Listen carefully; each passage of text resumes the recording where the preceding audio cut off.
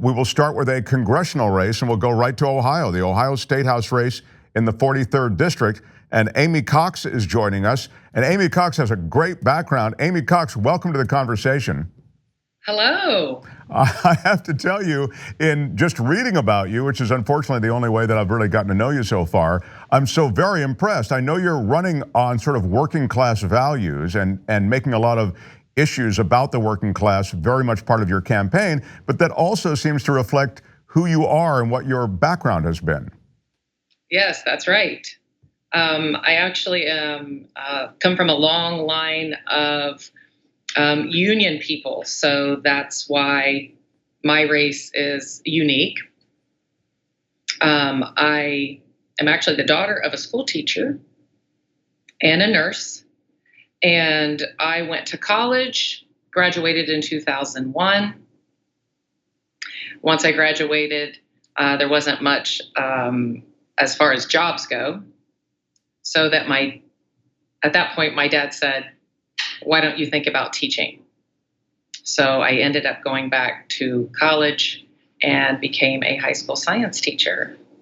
I like the fact, by the way, that you do have a science background, that you really know science. I mean, in this age where scientists are sort of left by the side of the road, I always appreciate when a congressional candidate actually has some background in at least the study of science. Yes, my background is actually biology, but I taught chemistry, physics, the 10 to 14 years that I taught. So I've taught all of them. I always had trouble balancing an equation, and I had trouble with the math associated with physics. So maybe I needed a teacher like yourself along the way. You're absolutely right. So what are take me through with that background in sort of working class, a working class family, and as you say, with an education that brought you back into the world of education as a teacher. Take me into the issues that really affect your district and sort of how you see this race shaping up and what you can bring. Okay, so as a teacher, you see everybody come through your doors. Until I got into public education, I didn't have an idea of how much people struggle. My family struggled, but not to the degree that we see today. You're talking about economic struggle. Economic struggle is exactly what I'm talking about. I know my parents together, when I was growing up, and this was in the 80s, they could earn close to 100,000, maybe a little over 100,000 together. Nowadays, that's considered a decent living for a family of four. And to me, that means wages haven't really increased. And I can tell you, as a teacher in a right-to-work state, my wages didn't increase enough to keep up with inflation. That's why I left Indiana and came to Ohio to teach. Yeah, I think that's interesting. You talk about that just in reading about your background. You do point to the fact that wages are a big deal to you and the fact that wages really haven't kept up with the cost of living. Absolutely. I'm the first one to run a company down for starting people at $12 an hour. And I see it everywhere, and no one can live on $12 an hour. I can tell you from experience, when I made between $55,000 and $60,000 a year, I was able to live and have enough to enjoy maybe a vacation and have a car that would start every day. And I just don't see that happening among the majority of people. I see them not being able to charge their kids' lunch accounts. The entire time I taught, I always had peanut butter and jelly and cans of soup, and I would eat with the kids during lunch, and they were always welcome with me. But a lot of times kids didn't even have enough, and that was with working families. Can you go back and take us, you mentioned the running down a company for paying $12 an hour. Can you just take us through that? Was there a moment where you just thought, oh, wait a minute, this just doesn't work? Yeah, actually, when I graduated from college in 2001, I made $12.50 an hour. And that was without a college degree. And that is exactly what we're expecting people to work for nowadays. And like I said, $25 an hour is what people can live on nowadays. If you count up how much health insurance is, how much daycare, how much groceries are, and how much your mortgage is, you're looking at 3 and 4 mortgages, and that's not right. You've said you're going to run on issues, not party. So let's get to this race. It's a very competitive district, I believe, that you're in. This in the Dayton area. Take us into that race and what's been an issue that's resonated. Obviously, this is a strong one for you, so I presume it is resonating with voters. But how is that race shaping up? So right now, this district has been occupied by a Republican all but one time since it was redistricted. So it has not flipped blue except for the first year that it had been redistricted. Other than that, it's been lost to the Republicans every single election. Every single election, it gets closer and closer also. The last election was only lost by 128 votes. Dan Foley only lost by 128 at the very end.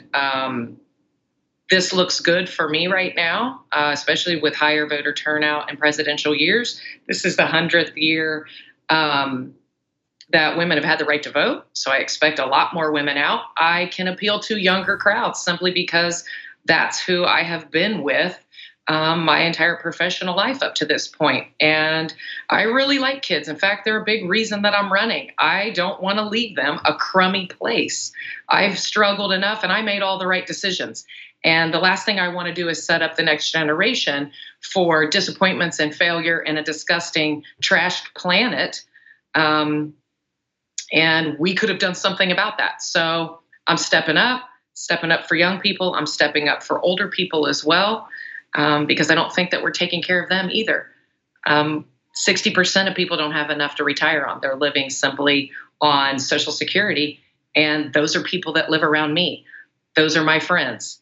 And it's not right, especially now with the administration wanting to cut Social Security benefits. And that's a tough one for me because I have to help them understand. I understand that this is what you live on, but we can't afford to cut your money either because your families are struggling as it is.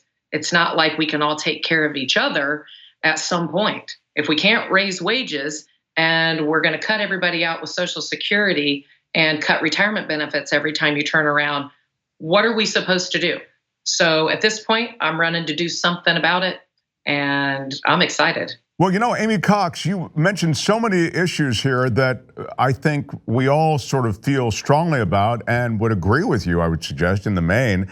And yet it really takes something. I don't know if people realize the kind of commitment required to run for public office. You know, I mean, truly, you can feel empathy and sympathy and still not run for public office because of the savaging you take by the opposition when you run for public office, the work that's required, I mean, day in and day out to do retail politics. How has that gone for you? Were there any surprises?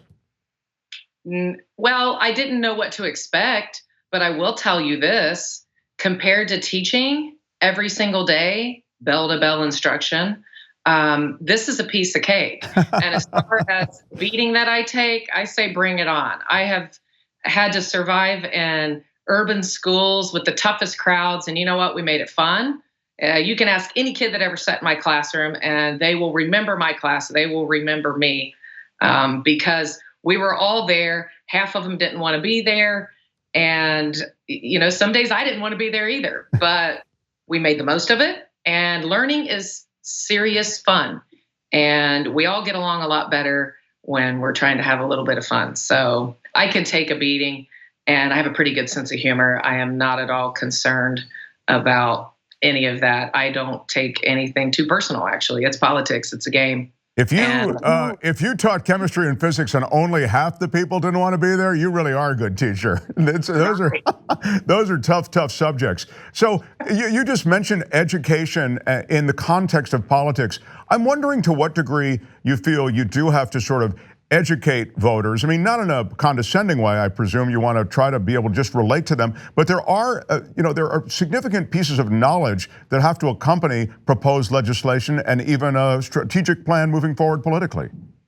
Absolutely. And that's what makes me good at this. I quoted one time that elections are educational campaigns. I think that was the word I used. But nonetheless, it is what you're doing. And I think that's why I'm comfortable in this position. I'm educating a bigger audience right now, but it's not to the degree and the complexity that the science was, but in some ways it is. These are topics that people seem to think they know everything about because they see it talked about on network news all day long. And then, of course, you can't go at people and talk down to them. That's the last thing that you want to do. I remember as a kid not understanding things very well, and nothing turned me off worse than somebody acting like I was stupid. So I think that's why I was more of an effective teacher with kids that did struggle in school. And I think that's why people like me as a candidate. I have no problem explaining things to you. If repeating yourself could kill you, I'd have been dead a long time ago. Amy Cox, you're delightful. I really hope with your background and with your vision that you win this race. VoteAmyCox.com is the web address, and you can donate at VoteAmyCox.com/donate. And then you can see volunteer as well, VoteAmyCox.com/volunteer. Amy Cox, good luck in the Ohio district, and we want to hear good news. Until next time, thank you. Yeah. Thank you very much for having me. On the go? Don't worry, we got you covered. You can still listen to TYT at our new podcast network. Find us on Apple Podcasts, the Google Play Store, or at tyt.com/podcast.